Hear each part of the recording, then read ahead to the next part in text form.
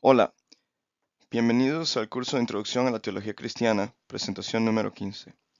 En esta presentación vamos a seguir el diálogo eclesiológico. En la presentación anterior, recuerda que descubrimos que la geografía del cristianismo mundial está cambiando rápidamente. Esto trae nuevos retos a la Iglesia, ya que comenzamos a ver y entender los trasfondos históricos y geográficos que nos ayudan en la construcción de nuevas expresiones teológicas. Aquí veremos cuáles son los procesos que afectan la vitalidad del cristianismo y cómo esto puede afectar nuestros ministerios. En esta presentación descubriremos cuáles son los procesos que afectan la vitalidad del cristianismo.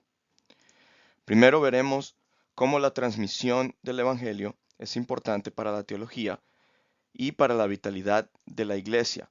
Particularmente nos concentraremos en la iglesia dentro de los Estados Unidos.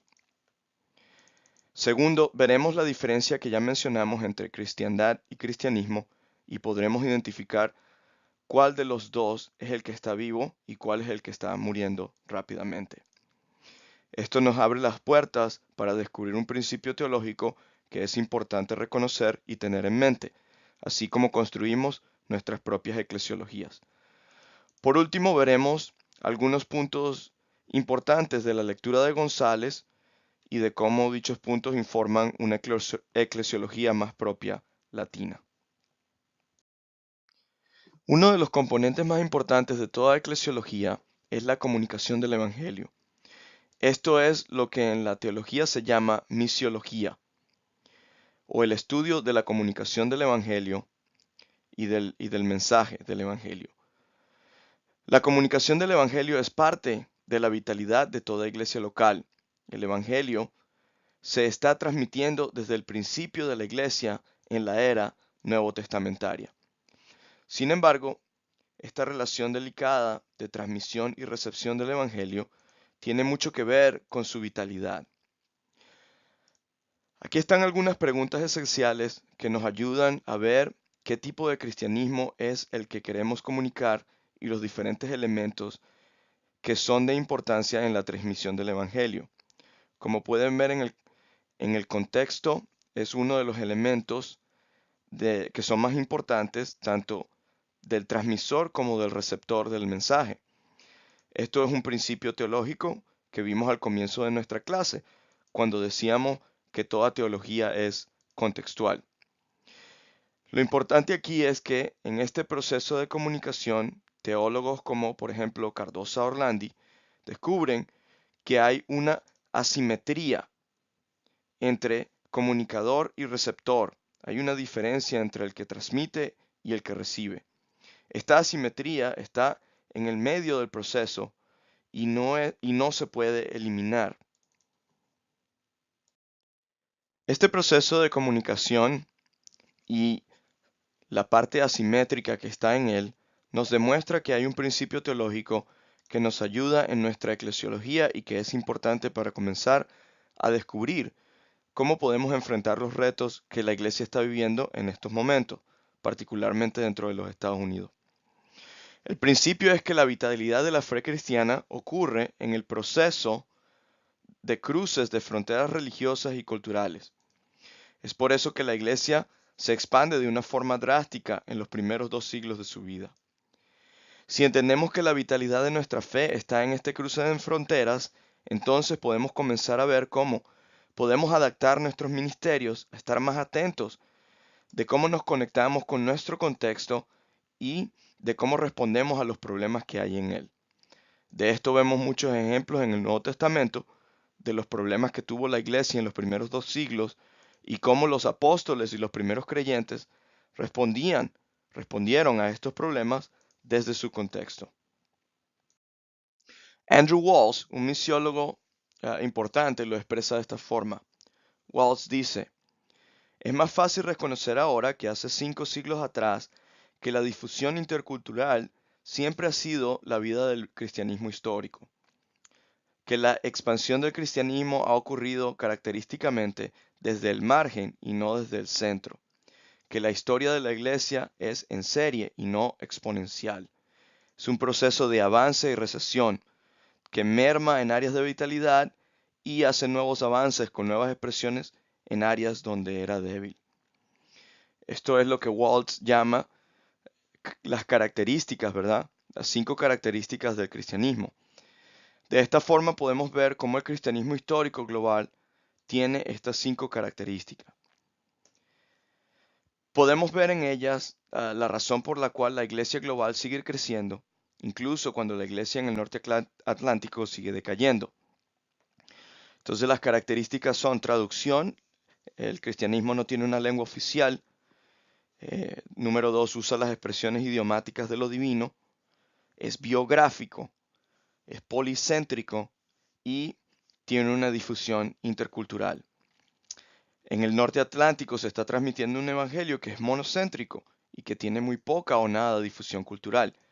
Piensa en las iglesias anglo que están en tu comunidad cerca de donde tú vives y piensa cómo estas iglesias predican un evangelio que es relevante solamente para un círculo cultural, no para muchos. Esto es lo que llamamos la cristiandad en vez del cristianismo, donde el evangelio está muy relacionado con un grupo cultural particular y que excluye otros grupos. Teniendo esto en mente, entonces ahora pasamos a lo que González toma en una forma muy clara en su lectura, cuando explica cómo la historia era narrada siempre desde las cumbres. González dice, como gente procedentes del valle, con contactos profundos en él y con una vivencia de sus profundidades, a menos podemos recordar y recordarles a otros, yo diría a otras, que hasta los picos más altos se apoyan en los valles, y que es imposible entender un sistema montañoso sin tomar en cuenta los valles en lo que él descansa. Esta corrección se puede ver en varios de los énfasis y direcciones que se han desarrollado en la historia eclesiástica en décadas recientes. Lo que González quiere decir aquí es cómo los grandes teólogos, que casi siempre fueron hombres, estuvieron en las cimas y que la mayoría de la historia ve la teología como que si estuviéramos viendo de una cima a otra, pero ignora todos los valles o excluye los valles teológicos que hay en la historia. Los valles representan una voz teológica del que nunca fue tomado en cuenta. De esta forma, toda eclesiología latina, particularmente dentro de los Estados Unidos, tiene que estar centrada en aquellos o aquellas que no tienen voz teológica. Piensa en esto por un segundo. La misión de la iglesia es estar en solidaridad con aquellos que son la base de todo, con aquellos y aquellas que están en los valles. Tiene que darle voz al que no tiene y tiene que hacer esa voz tan prominente como cualquier otra. Ese fue el triunfo de la iglesia del primer siglo, y en su difusión cultural encontró cómo ser relevante a un mundo que estaba en necesidad de su Dios.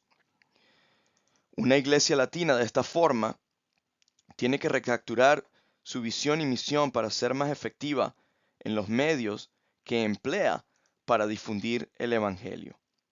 La iglesia tiene que recapturar esta misión. A manera de conclusión, quiero que pienses en la importancia de esta nueva historia desde los valles. Lo que González narra de una forma un poco jocosa es muy importante teológicamente hablando, porque nos deja saber de que a través de la historia han habido un sinnúmero de personas que nunca tuvieron voz teológica y que nunca fueron relevantes.